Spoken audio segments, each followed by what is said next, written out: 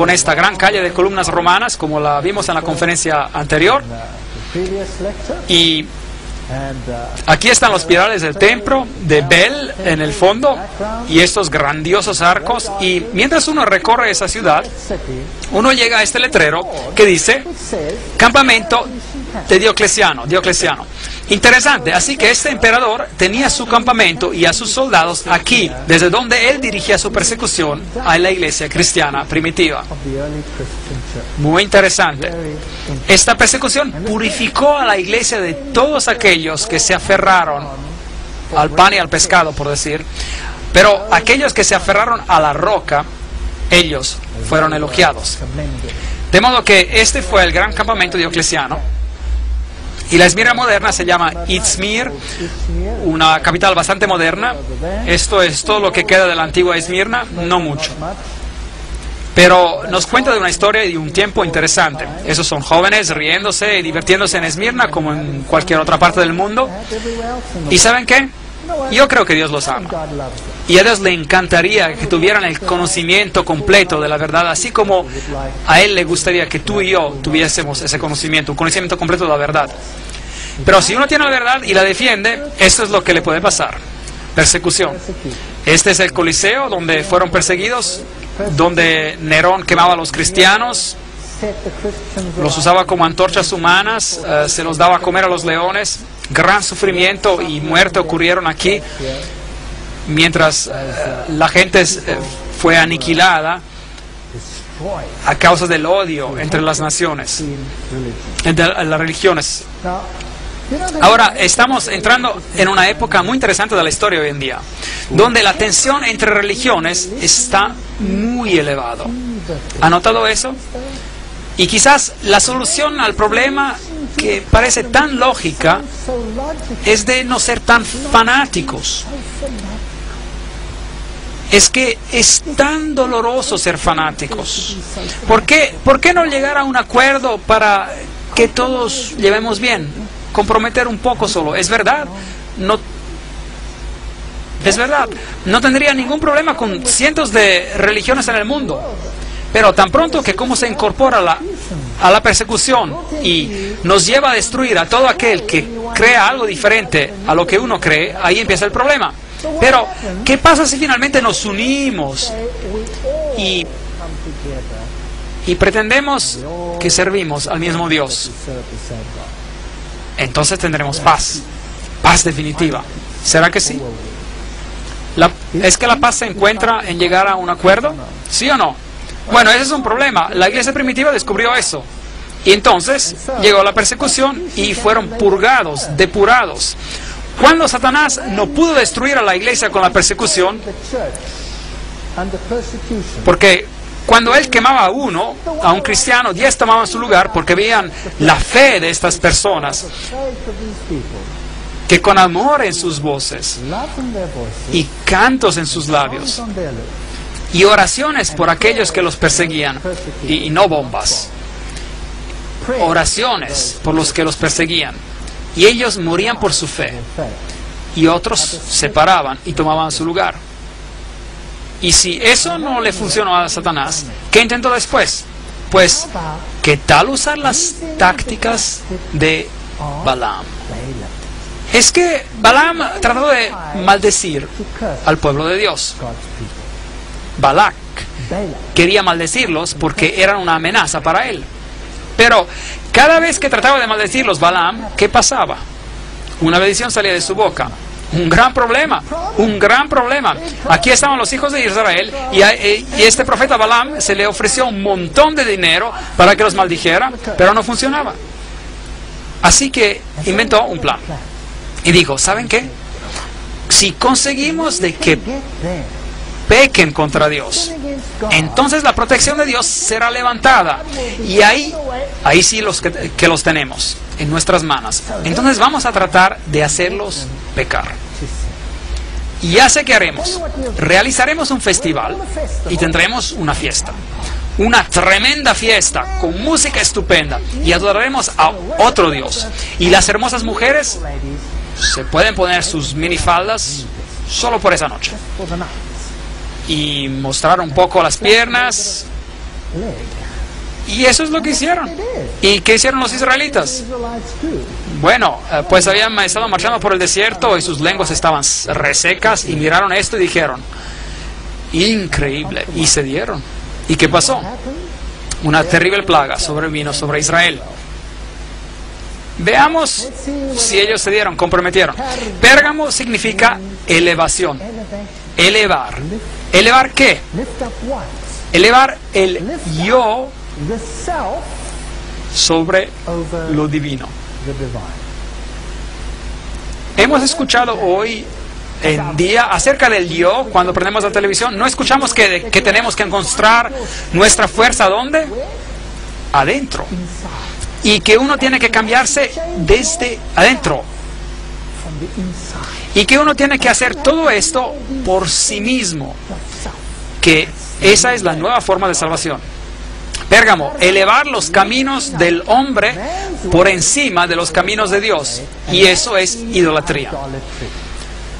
De manera que en la capital de la provincia romana de Asia había un templo a Zeus, a Júpiter, también a Esculapio, el dios serpiente, una serpiente que instruía a los hombres, la serpiente medicinal enrollada en un poste. ¿Será que usamos ese símbolo hoy? Sí, el mundo de la medicina lo utiliza. El procónsul de Pérgamo tenía una espada de doble filo. Y es interesante que esta ciudad era el bastión del clero, del sacerdocio babilónico. Babilonio.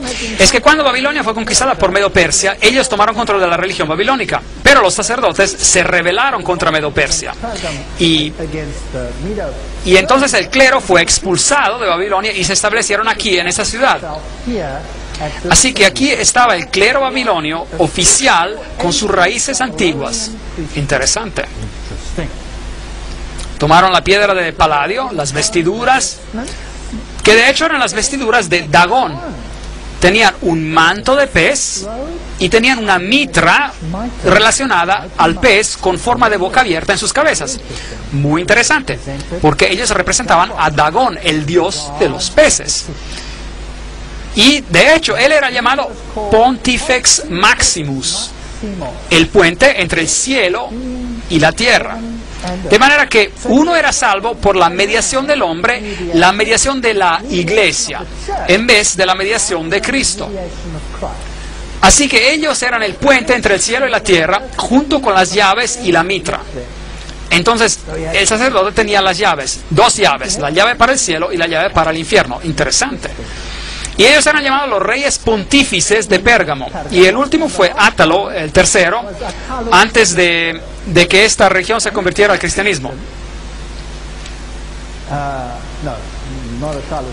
Así que Átalo III, cuando se dio cuenta de que Roma los iba a conquistar a la fuerza, se dio su título al emperador romano.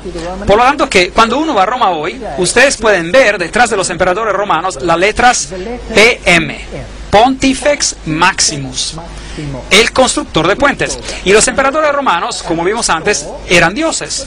Así que uno podía orar a ellos.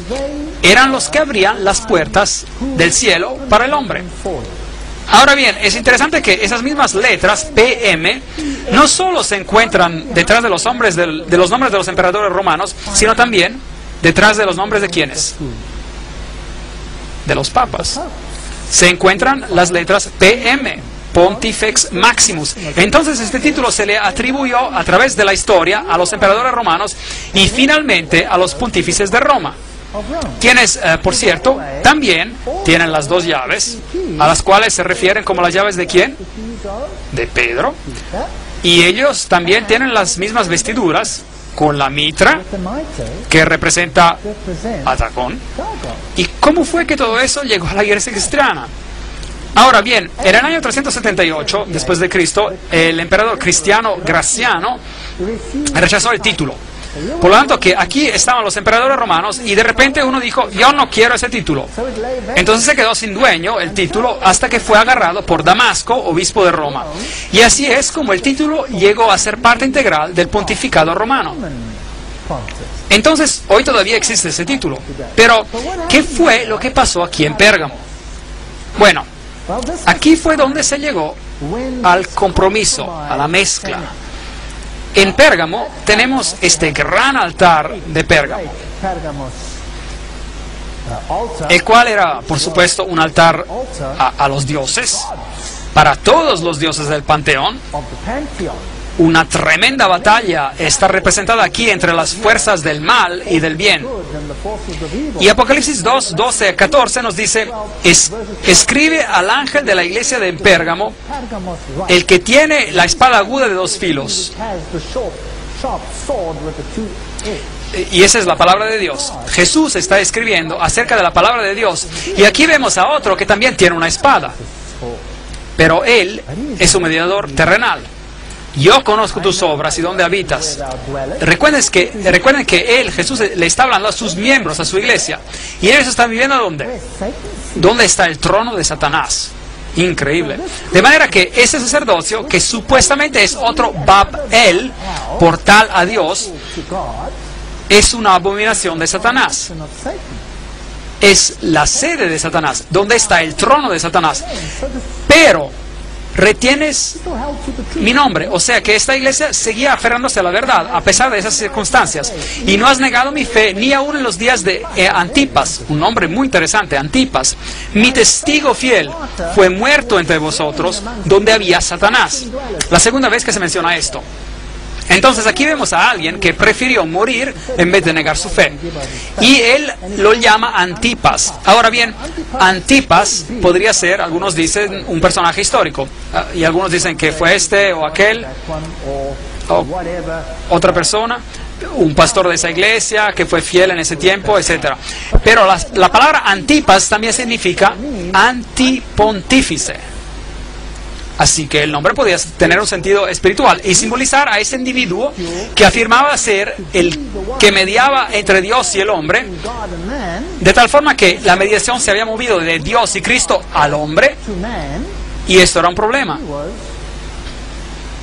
Y la gente fue elogiada por ser como Antipas. Pero tengo unas cosas contra ti. Aquí está el reproche. Que tienes ahí a los que retienen la doctrina de Balaam. Aquí está. Que enseñaba a Balac a poner tropiezo ante los hijos de Israel y a comer de cosas sacrificadas a los ídolos y a cometer fornicación. Así que algo había entrado a hurtadillas adentro de la iglesia, porque hay algunos que siguen la doctrina de Balaam. Y hemos hablado de la doctrina de Balaam, ¿qué era? Hacerlos comprometer, mezclar, hacer que pecaran, instarlos a que rompieran la ley de Dios. Y ahí sí que los tendremos bajo control. Así que aquí hay un compromiso en el cual una doctrina está siendo enseñada, la cual guiará a la gente en el camino equivocado y empezarán a servir a otros dioses. Y eso es justamente lo que va a pasar a la iglesia cristiana. Dios advierte aquí, tengan cuidado. Y miren, compromiso, las concesiones ocurrieron a causa de Constantino. Constantino dijo, casemos a las iglesias. No tengamos esta constante batalla entre el cristianismo y el paganismo. Casémoslas. Así que emitió un medallón en el cual de un lado él sirve a Jesucristo y en el otro tiene a sus deidades paganas. Pero él tenía un problema. Constantino, el emperador, tenía un problema. ¿Y saben cuál era? La palabra de Dios. Constantino tenía un problema con la palabra de Dios, porque la palabra de Dios cortaba como una espada a doble filo. Y entonces, ¿qué hizo? Dijo, lleguemos a un acuerdo, un compromiso. Voy a dar una conferencia completa de este tema. Entonces consiguió que su sacerdote, llamado Eusebio, que él reescribiera porciones de la Biblia. Y mandó hacer 50 copias. Y fueron escritas de tal forma que Jesucristo fuera menos de lo que es, para que pudiese haber un matrimonio entre las religiones. Y Zoroastro, por ejemplo, pudiera aparecer igual junto a Jesucristo, y Zeus Júpiter pudiera estar igual junto con Jesucristo, y Apolo pudiera aparecer igual junto a Jesucristo, y todo estaría de maravilla. Se pudieran adorar todos. Y fue un documento ecuménico que él comisionó. Entonces introdujo a un acuerdo, a un compromiso, y Jesús tuvo que rebajarse y la obediencia a Dios fue reemplazada por la obediencia al hombre. ¿El problema? la doctrina de Balaam.